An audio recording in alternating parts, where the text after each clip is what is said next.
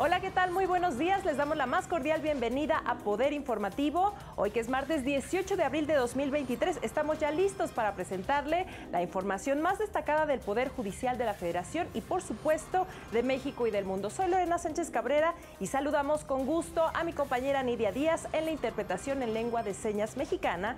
Y así comenzamos.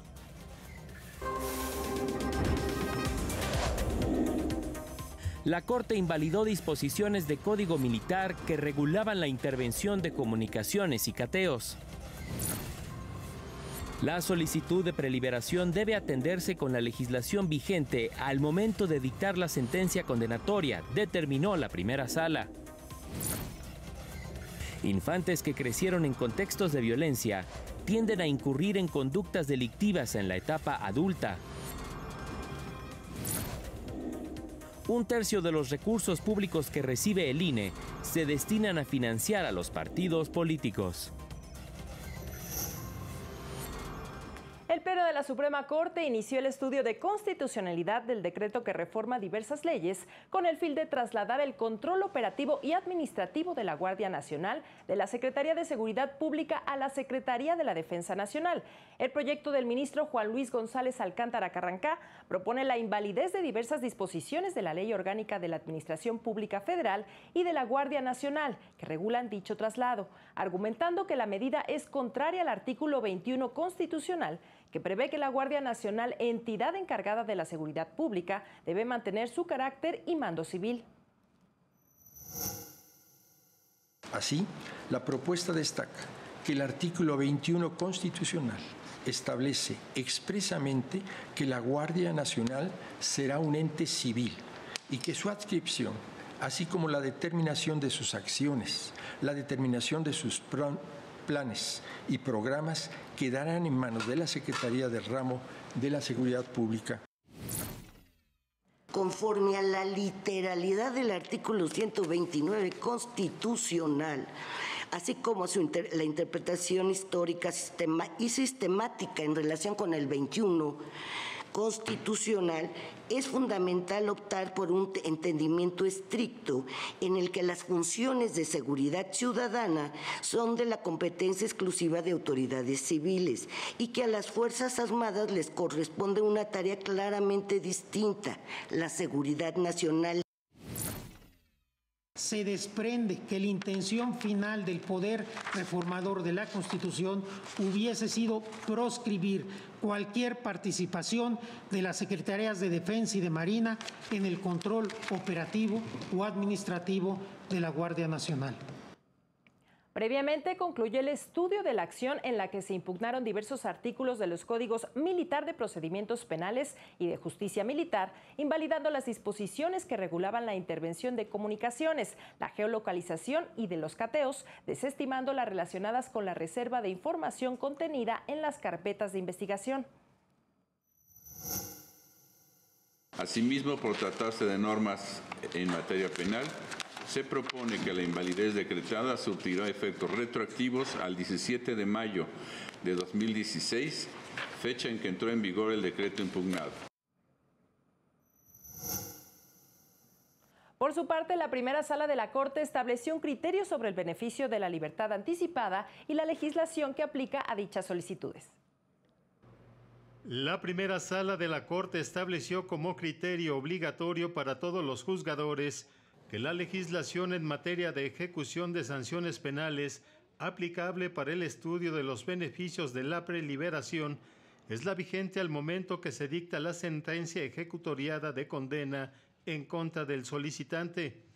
La sala argumentó que no es sino hasta el momento que se dicta el fallo de condena cuando válidamente se puede afirmar que surge el derecho subjetivo en favor de la persona sentenciada para lograr su reinserción social, el cual se puede materializar a través de las disposiciones establecidas por el legislador para tal efecto, como son precisamente los beneficios preliberacionales. Por lo anterior, la legislación en materia de ejecución de sanciones penales aplicable para el estudio de los beneficios preliberacionales es la vigente al momento en que se dicta la sentencia condenatoria en contra del solicitante, pues es en ese momento cuando nace su derecho subjetivo a la reinserción social con sus particularidades, entre las que se encuentran los beneficios de preliberación.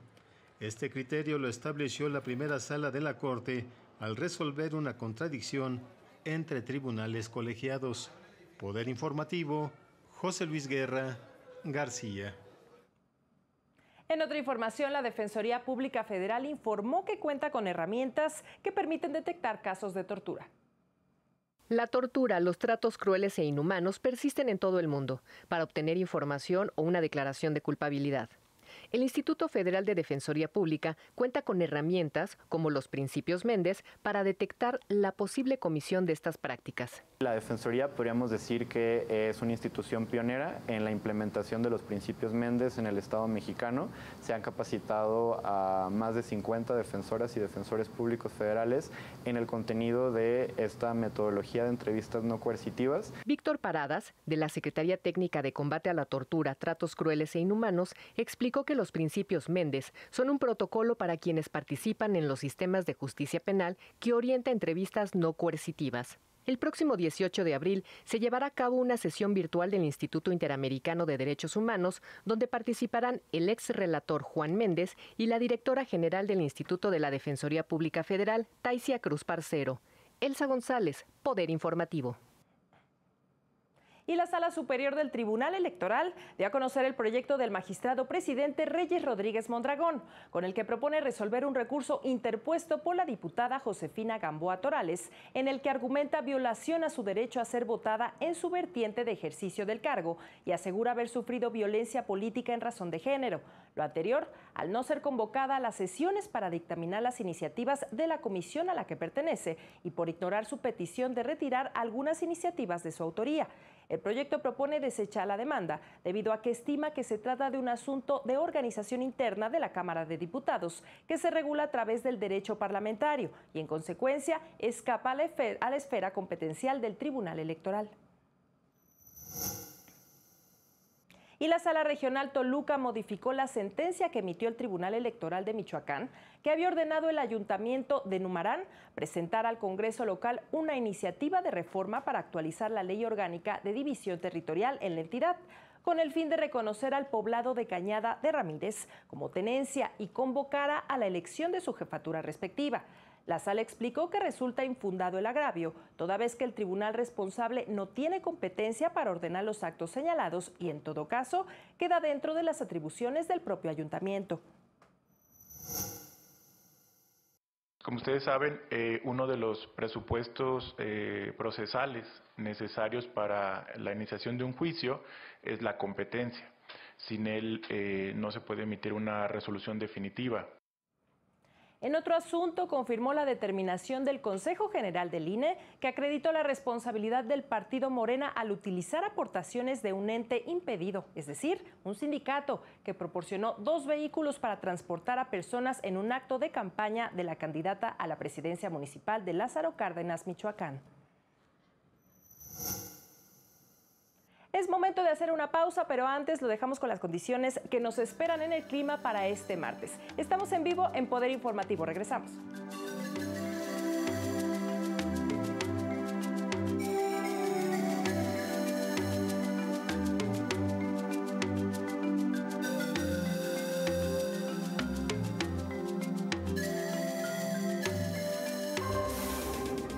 Al regresar, el 75% de los trabajadores en México sufren estrés laboral.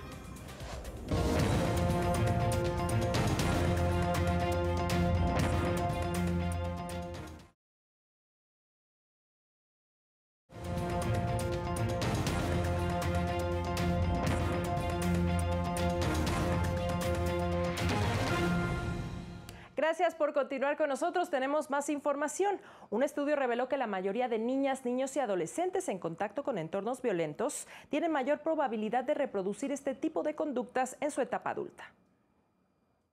En México, 9 de cada 10 personas encarceladas reportaron haber tenido contacto directo con al menos una actividad delictiva cuando eran niños antes de los 6 años.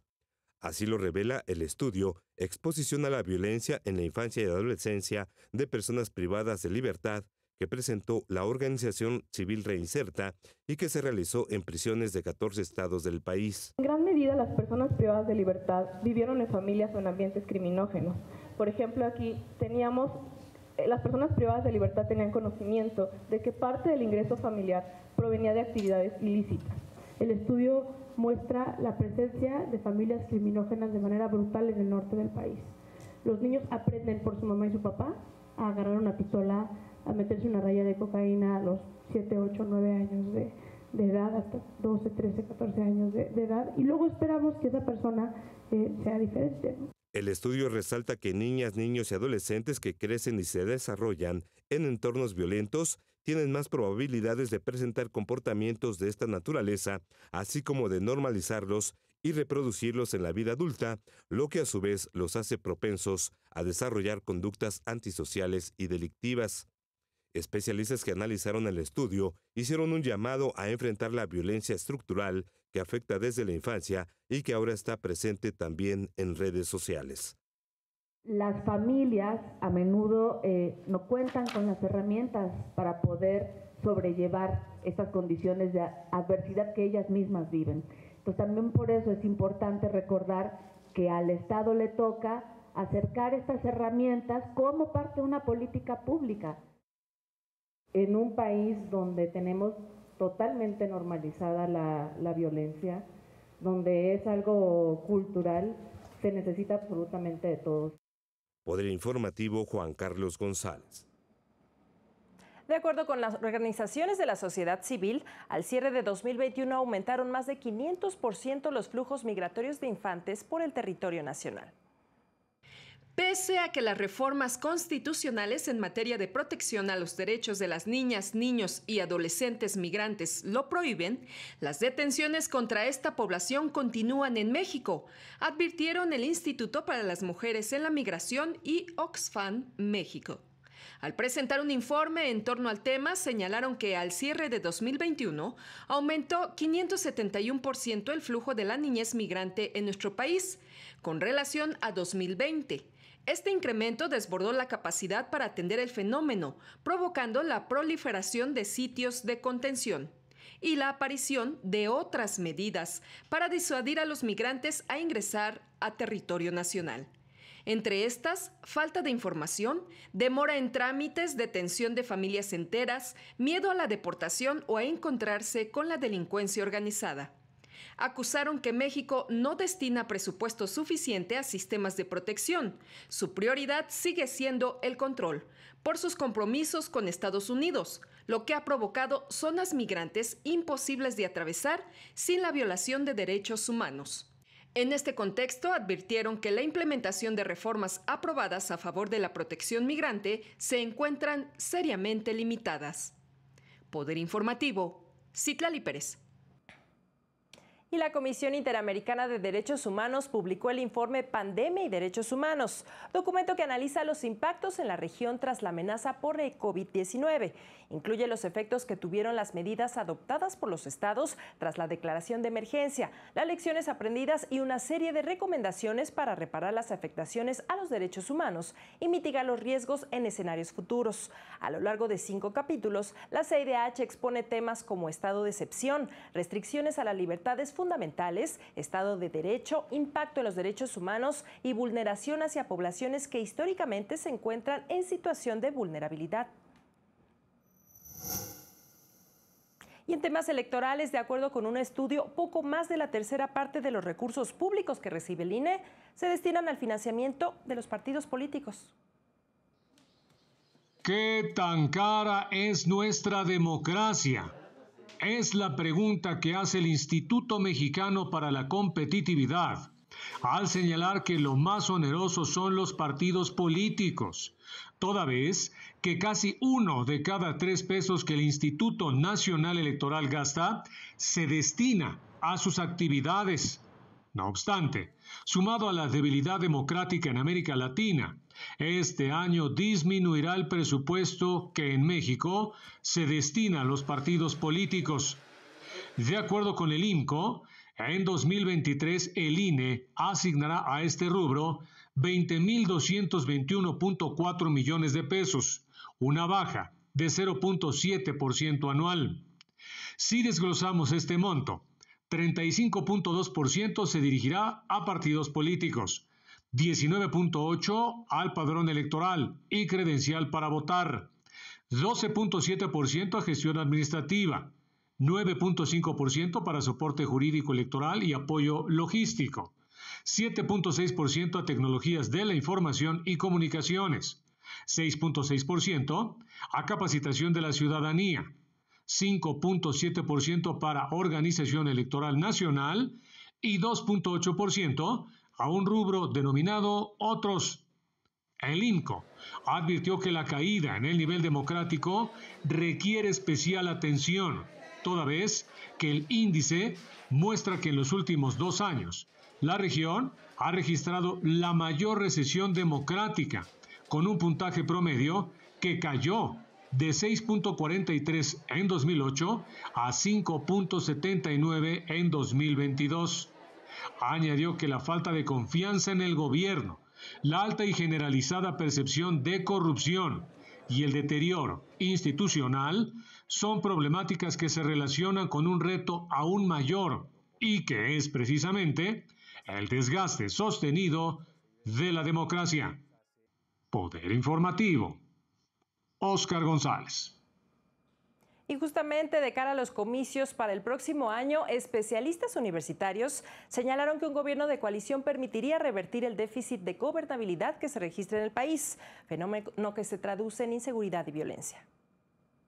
Frente a las condiciones de ingobernabilidad en el país, optar por un gobierno de coalición es insuficiente. Así lo aseguró el investigador de la UNAM, Diego Valadez, al participar en un foro virtual sobre el tema. Todos los días constatamos el déficit de gobernabilidad en el país se traduce esencialmente en este momento en violencia o inseguridad, en corrupción y en ineficiencia administrativa. Agregó que con la coalición, las fuerzas políticas pueden llegar a acuerdos y restablecer prácticas sanas que involucren a todos los actores para a su vez dar lugar a un diseño de políticas de Estado.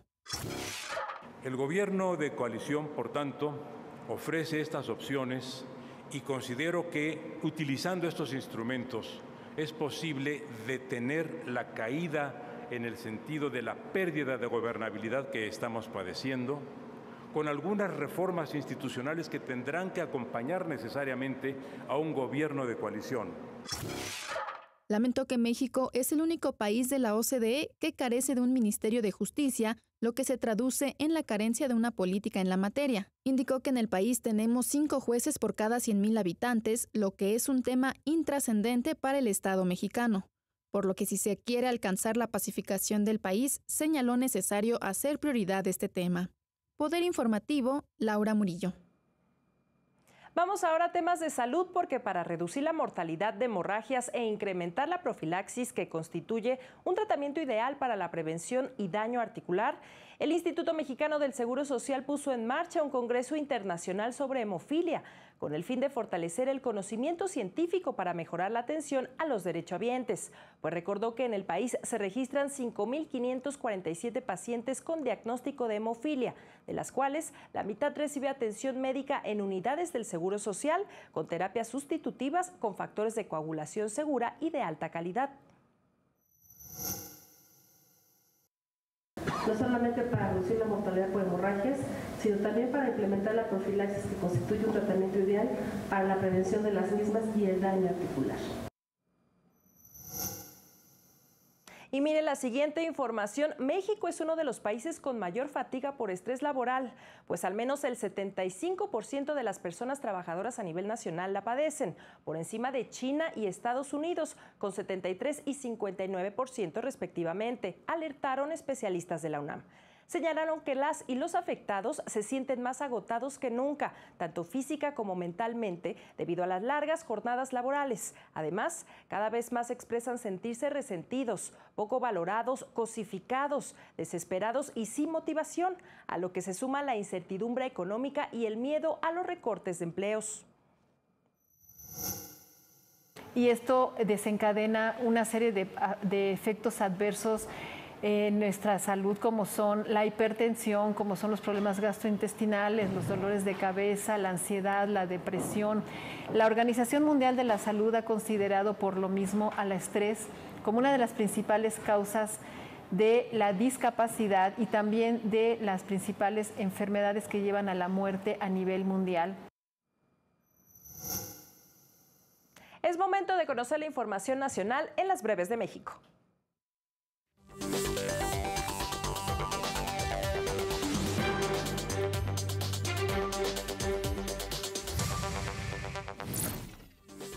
Un juez de distrito con residencia en Chihuahua dictó prisión preventiva en contra de Salvador G., delegado de migración en dicha entidad, a quien se responsabiliza del incendio que provocó la muerte de 40 migrantes en el centro de detención de Ciudad Juárez. Es acusado de los delitos de homicidio, lesiones y ejercicio indebido del servicio público. El exprocurador general de la República, Jesús M., fue acusado en una nueva causa penal de los delitos de desaparición forzada, tortura y coalición de servidores públicos por el caso Ayotzinapa.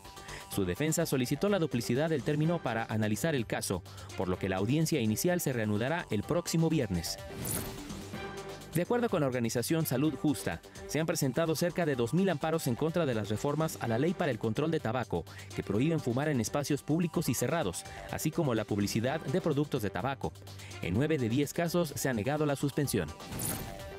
El INE aprobó 5 materiales didácticos para la capacitación de la prueba piloto del voto de las y los mexicanos residentes en el extranjero en modalidad presencial, que incluyen una guía sobre el funcionamiento de los módulos receptores de votación y una infografía sobre cómo votar. Son 9 de la mañana con 21 minutos, estamos completamente en vivo, es momento de hacer una pausa, pero no se vaya porque tenemos más noticias. Estamos en Poder Informativo.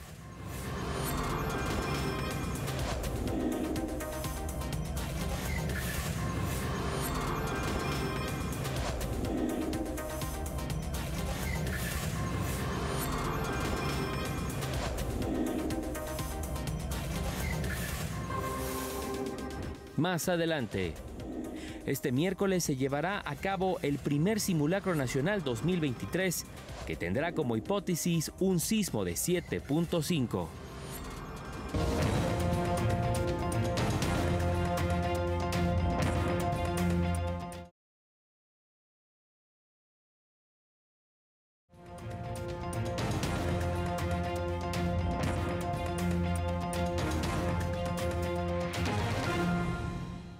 Gracias por continuar con nosotros. Estamos de vuelta con la información internacional. Naciones Unidas pidió la liberación inmediata del opositor ruso Vladimir Kara-Murza, condenado a 25 años de prisión por la justicia rusa tras ser acusado de traición por haber criticado la guerra en Ucrania, un llamado al que se sumó la comunidad internacional.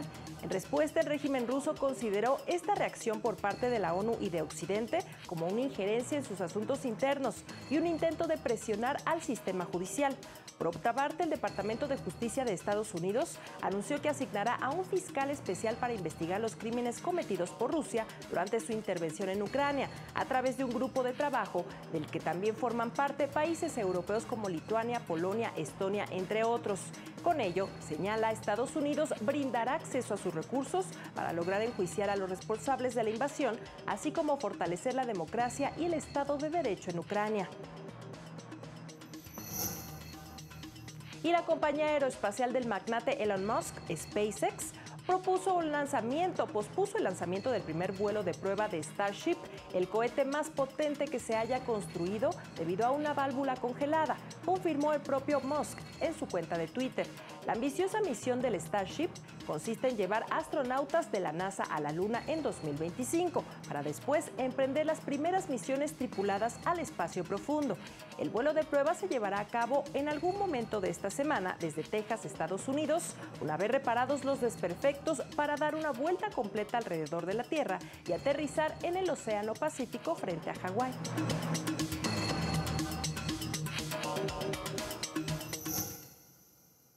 Y es momento ahora de conocer las breves de economía.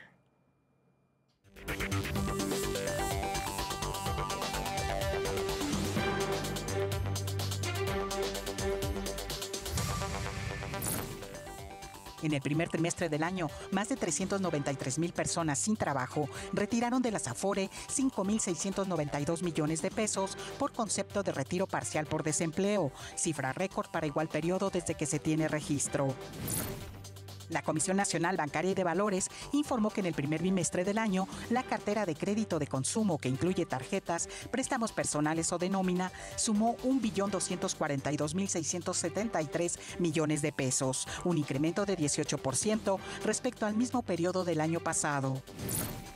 Años de lucha contra crisis económicas crearon condiciones que están sobrepasando los límites de la estabilidad del sistema financiero internacional, dijo el director del Banco de Pagos Internacionales, Agustín Carstens. Aseguró que la región de estabilidad no está definida por las tasas de interés o niveles de deuda. En ella influyen las fuerzas políticas y tecnológicas y las políticas macroeconómicas.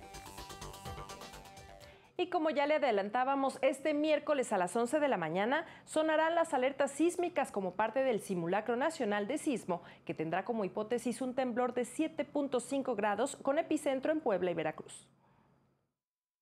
El 19 de abril se realizará en la Ciudad de México el primer simulacro nacional de este 2023. La jefa de gobierno, Claudia Sheinbaum, informó que se activarán 27,796 altavoces ubicados en más de 13,000 postes.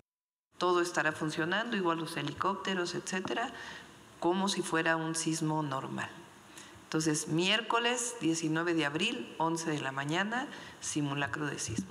Estamos hablando de cerca del 99% de reproducción exitosa. Obviamente, y siempre lo comento cuando viene un simulacro y obviamente la pregunta aparece, entendemos que cualquier altavoz que no suene es un problema. La jefa de gobierno resaltó que las fallas que pueden presentarse en los altavoces de la ciudad son mínimas, las cuales se podrían atender a la brevedad. Ayúdenos a informarlo. Ustedes saben que siempre una alerta sísmica en la ciudad provoca en la gente preocupación, y si estamos informados, pues nos preparamos para ese día.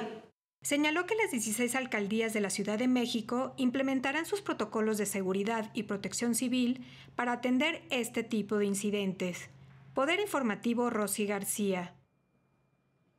Y antes de despedirnos, le invitamos a seguir por esta señal la sesión del Pleno de Ministros de la Suprema Corte. El Tribunal Constitucional continuará con el análisis del decreto que reformó diversas leyes, entre ellas la orgánica de la Administración Pública y Federal y la de la Guardia Nacional. Reformas que trasladaron el control operativo y administrativo de la Guardia Nacional de la Secretaría de Seguridad y Protección Ciudadana a la Secretaría de la Defensa Nacional. Como le dimos cuenta al inicio de este espacio informativo, el proyecto del ministro Juan Luis González Alcántara Carrancá propone declarar la invalidez de estas disposiciones, pues argumenta que la seguridad pública es una función que debe estar a cargo de las autoridades civiles.